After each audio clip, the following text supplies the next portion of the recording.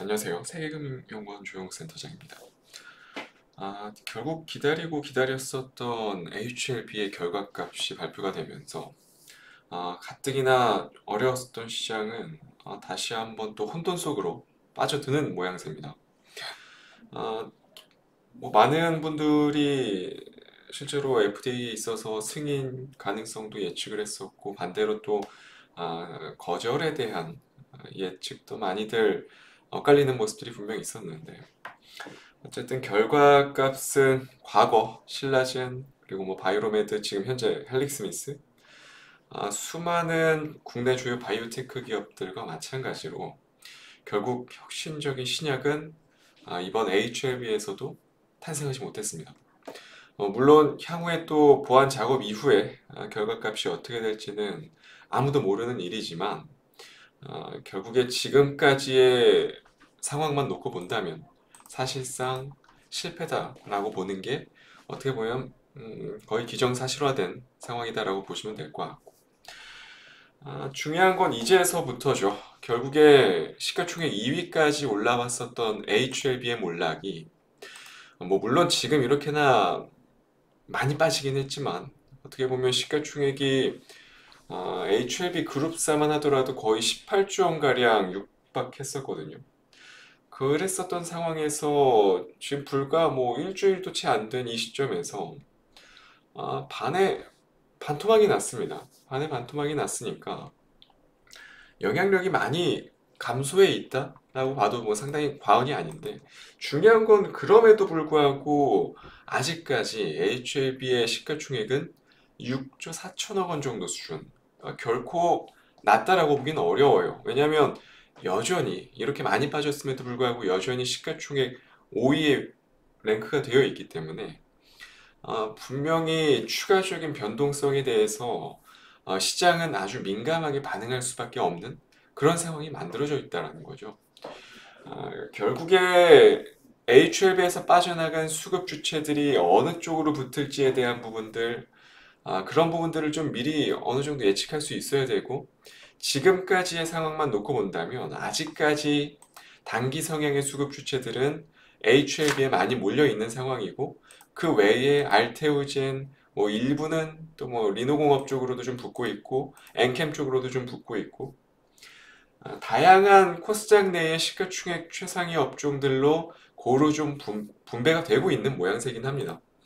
하지만 중요한 거는 지수죠. 전체적인 지수 자체가 여전히 녹록치가 않습니다. 특히 코스닥 같은 경우는 이틀 연속 HLB발 쇼크로 인해서 지수가 많이 악화되어 있는 이 시점에서 어떻게 보면 오늘 좀 전략 후강 장세, 그러니까 오후장 들어서 좀 분위기 회복이 좀 있을 거라고 좀 예상을 했는데, 오늘 역시도 시장은 정강 후약 장세로 마감을 했습니다. 지금 5거래일 연속해서 음봉이 지금 떨어진 상태고, 5월 들어서 음봉의 개수가 너무나도 많이 증가하고 있는 이런 상황. 그런 상황 속에서 HLB는 결국에 쇼크가 나왔고, 계속 시가총액 1위, 2위, 여전히 시가총액 1, 2위를 차지하고 있는 에코프로와 에코프로 BM마저도 지금 에코프로 머티리얼 증발 관련한 악재로 인해서 여전히 좋지가 않습니다. 지금 에코프로 머티리얼즈가 어제도 12% 빠지고, 블록딜 이슈가 나오면서 오늘도 5%가 빠지고, 그러다 보니까 에코프로 BM, 에코프로 두 종목 역시도 지금 힘을 전혀 못 쓰고 있는 상황이죠.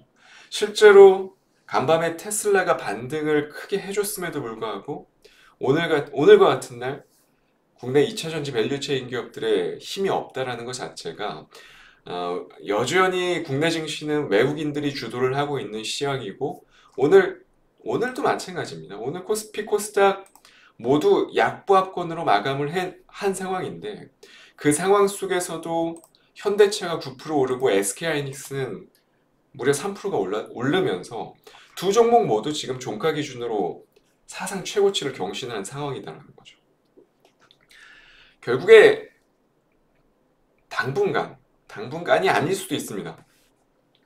미국의 기준금리 인하 신호탄이 확연하게 나오기 전까지는 지금과 같은 외국인 중심의 시황이 계속해서 이어질 가능성이 상당히 높다라는 겁니다.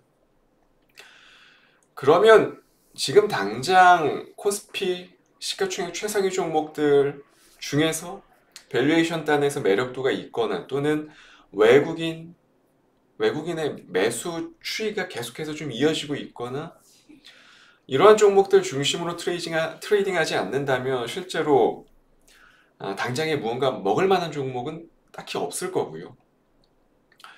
코스닥도 마찬가지입니다. 코스닥도 실제로 시가총액 최상위 기업들 중심 계속해서 외국인들이 단기 성향의 매매만 주로 하고 있는 종목들, 일부 종목들, 엔캠이라든지 알테오젠이라든지 뭐 삼천당제약, 리노공업 같은 종목들 이런 종목들을 제외하면 실제로 코스닥 역시도 오늘 지수와 마찬가지죠. 오늘 지수가 보합권 정도로 마감이 됐지만 하락 종목 수는 월등히 많았거든요. 이러한 초대형주 중심의 시황은 앞으로도 좀 계속 이어질 수밖에 없다라는 생각이 듭니다. 그러면 지금과 같은 시황에서 초대형주를 제외하고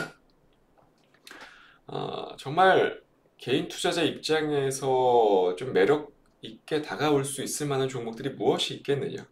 어쨌건 지금 당장의 HLB의 FDA 실패로 인해서 약간은 성장주 그리고 테크 관련한 기업들의 움직임은 분명히 둔화될 수밖에 없는 실정이거든요. 당장에는.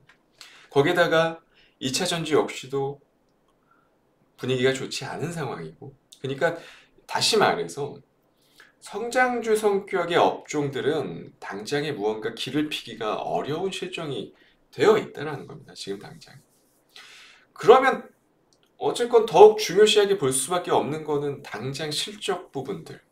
1분기 실적 잘 나온 기업들 그리고 더 나아가서 2분기, 3분기, 4분기까지 크게 성장 산업으로 평가되지 않는 업종이면서도 개별적으로 무언가 실적에 대한 포인트들이 갖춰지고 있는 종목들이 숨어 있다는 겁니다. 시장에서. 물론 그러한 종목들을 찾는 게 쉬운 건 아니에요. 아주 확률적으로는 낮을 수밖에 없고 과거에 10종목 중에 3, 4종목이 가는 상황이었다면 지금은 10종목 중에서 한두 종목 정도만 갈 수밖에 없는 그런 실정이거든요. 그러니까 더욱더 면밀하게 세심하게 주의를 기울여야 되는 시황인 것은 틀림이 없습니다. 어쨌건 오늘 5% 공략주 이러한 차원에서 먼저 추출을 해왔고요. 바로 토비스라는 종목입니다. 사실 토비스 같은 경우는 제가 작년에도 유튜브 통해서 한 차례 5% 공략주로 안내를 드린 바가 있는데 너무나도 아시는 분들은 아시겠지만 유명한 종목이죠. 산업용 모니터 그러니까 실제로 카지노 모니터 쪽 산업을 담당을 하고 있고 추가적으로 전장 쪽 전장 디스플레이 관련한 산업까지 지금 확장을 하면서 실제로 과거 같은 경우는 좀 오래 전까지만 하더라도 이 게이밍 디스플레이 그러니까 카지노 모니터의 매출 비율이 거의 90%에 육박을 했었는데 지금 전장 쪽에 대한 비중이 상당 부분 커지면서 이제 6대 4 정도까지 비율이 많이 좁혀진 상태거든요.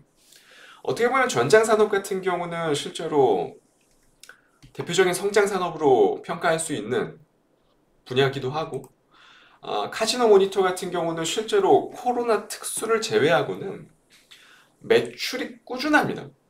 왜냐하면 아시는 분들은 아시겠지만 카지노 모니터 같은 경우는 실제로 24시간 풀로 돌리기 때문에 카지노 특성상 수명 주기가 매우 짧아요. 그래서 모든 이 모니터가 3년 교체 주기로 사이클이 계속 돌아가거든요.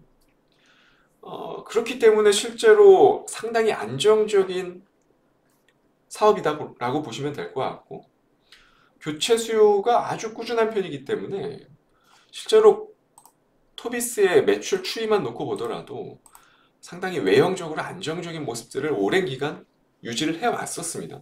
그러다가 재작년 그러니까 2022년 전장 사업의 비중이 확대가 되면서 본격적으로 외형이 급증하기 시작했고 작년부로 수익성 역시도 완벽하게 턴어라운드가 됐죠.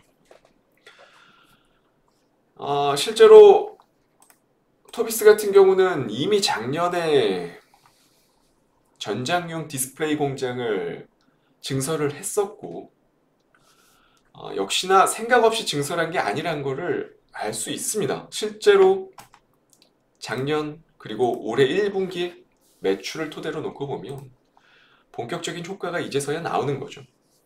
그리고 최근 IR을 토대로 보면 기아의 주요 차량들 소렌토 페이스리프트부터 해서 K5 이쪽에 계약도 실제로 됐고, 중국 내의 벤츠 E클래스 신형 계약 역시도 이루어졌고, 24년 그러니까 올해 같은 경우 가동률을 올리겠다라는 소식들이 지금 계속 들리고 있거든요. 여기에 기아의 신규 페이스리프트 차량들 K8도 있고 K4 신형 출시도 예정되어 있고, 이외에도 현대기아차에서 지금 꾸준히 신형에 대한 모델이 나올 수밖에 없는 상황인데, 이 전장산업 특성상 한번 계약하게 되면 모델 유지 기간이 거의 한 5년 정도, 5에서 6년 정도 이어져요. 그렇기 때문에 실제로 또 이러한 부분들에 있어서 꾸준한 매출처를 확보했다라고 볼 수밖에 없는 거고, 어떻게 보면 스마트폰보다도 또는 디스플레이보다도 더 좋은 비즈니스라고 볼 수 있다는 겁니다. 전장이. 최근에 현대기아차의 주가가 매우 가파르게 올라오죠. 아마 토비스 역시도 기존 카지노 모니터에 대한 부분을 제외하고 전장의 매출 비중은 계속 증가를 할 수밖에 없는 상황이기 때문에 저는 개인적으로 중장기적으로 놓고 보더라도 아주 만족스러울 만한 수익률을 가져다 주지 않을까 싶어요. 지금 현재 올해 포워드 PER 기준으로만 놓고 보더라도 8배 정도 수준밖에 채 안 되거든요. PBR 1배 정도 수준까지 내려온 상황이고, 근데 중요한 거는 제조업 특성상 매출이 중요한데 외형 역시도 매해 20에서 30%, 올해는 40%까지, 올해가 가장 피크점에 있다는 겁니다. 성장의 피크점에 있다는 겁니다. 그 말은 즉 올해 아주 높은 확률로 성장에 대한 본격 개화라고 볼 수 있을 정도로 올해 토비스는 아주 유망한 종목이라고 저는 개인적으로 생각을 해요. 물론 작년에도 한 차례 소개를 드린 바가 있지만, 작년에도 너무 좋았기 때문에 추천을 드렸지만, 올해 역시도 저는 지금 많이 올라왔지만, 작년보다 올해 더 많이 올라갔지만, 지금 현재 시점에서도 전혀 늦었다라고 저는 생각하지 않거든요. 그렇기 때문에 지금과 같은 시황에서 좁은 틈을 파고 들어가기 위해서는 이러한 스토리가 좀 괜찮은 종목들을 가지고 있어야만 그나마 수익이 좀 주어지지 않을까라는 생각이 들어서 오늘 5% 공략주로 토비스 들고 왔습니다. 잘 살펴봐 주시면 좋을 것 같고요. 저는 다음 주 이 시간에 또 좋은 종목 가지고 찾아뵙도록 하겠습니다. 감사합니다.